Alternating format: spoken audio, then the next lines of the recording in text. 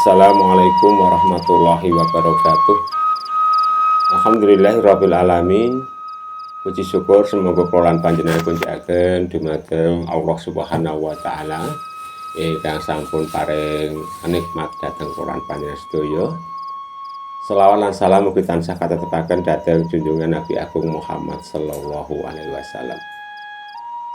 Sagunging para kadang lan para rencah-rencah sedaya wonten ing kalodhangan enjang menika kepareng kula aturaken setunggalipun gotra-gotra geguritan ingkang insyaallah wonten gina lan manfaatipun suraos ingkang kula anggit wonten ing kalodhangan dinten punika. Geguritan kanthi irah-irahan Tadah Langit Anjala Bantala.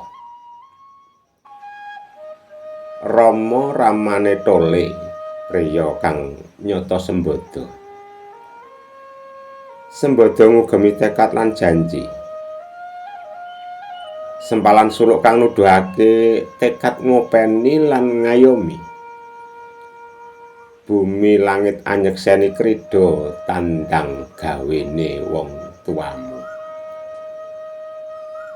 Bengi adus eluh dileweran muji ing pangeran.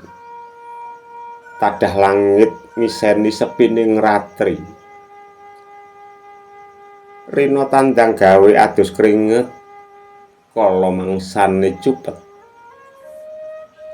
Anjala Bantala nugraha peparinge Gusti. Datan rubuh jejeg ngadeg-dedeg keterak ing paidu. Kala mangsane mesem senajan rasa perih geget kaampet. Tetep lajutan kenggo ing panggoda yaiku bapane tole.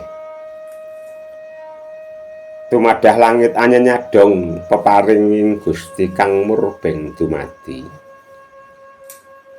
Nrimo tumanja tanjane bumi Bantala.